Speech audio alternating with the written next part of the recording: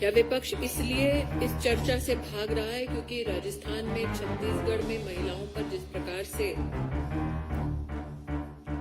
आक्रमण हुआ, यातनाएं हुई, प्रताड़न हुआ, बंगाल में महिलाओं को नग्न करके 56 लोगों को मौत के घाट उतारा गया। आज ही मुर्शिदाबाद की एक मैं स्टोरी पढ़ रही थी जहां पर एक महिला को इसलिए किया गया क्योंकि उसने कांग्रेस के किसी कैंडिडेट का समर्थन किया। मेरा इस विषय पे एक निवेदन है। हाल ही में मैंने छत्तीसगढ़ से संबंधित एक महिला को नग्न करने का वीडियो देखा और इंफॉर्मेशन टेक्नोलॉजी मंत्रालय को सूचित भी किया।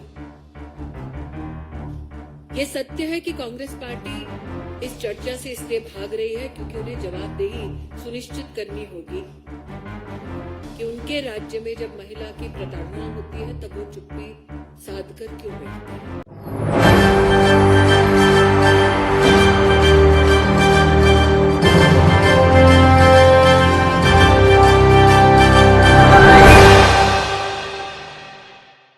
मणिपुर हिंसा पर पूरे देश भर में चर्चा हो रही है। सदन में अगर हम कहें तो विपक्ष सरकार से सवाल पूछ रहा है, लेकिन सरकार के पास सवाल का जवाब नहीं है।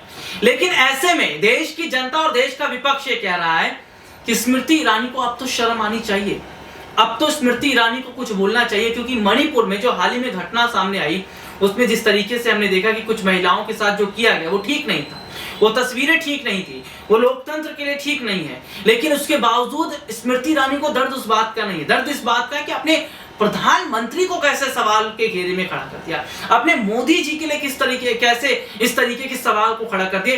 ये एक बहुत बड़ी बात है। तो क्या आज स्मृति ईरानी अगर हम कहें तो देश की जनता के साथ नहीं, महिलाओं के साथ नहीं, क्या वो केवल सरकार के साथ है, वोट बैंक के साथ है? स्मृति ईरानी क्या कुछ कह रहे, देखिए रिपोर्ट।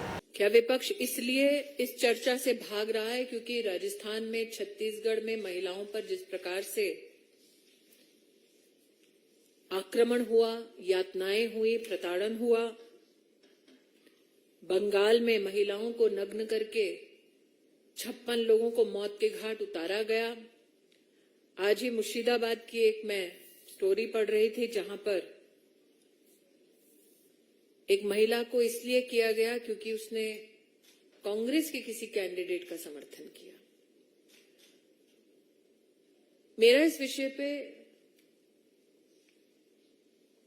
एक निवेदन है। हाल ही में मैंने छत्तीसगढ़ से संबंधित एक महिला को नग्न करने का वीडियो देखा और इंफॉर्मेशन टेक्नोलॉजी मंत्रालय को सूचित भी किया।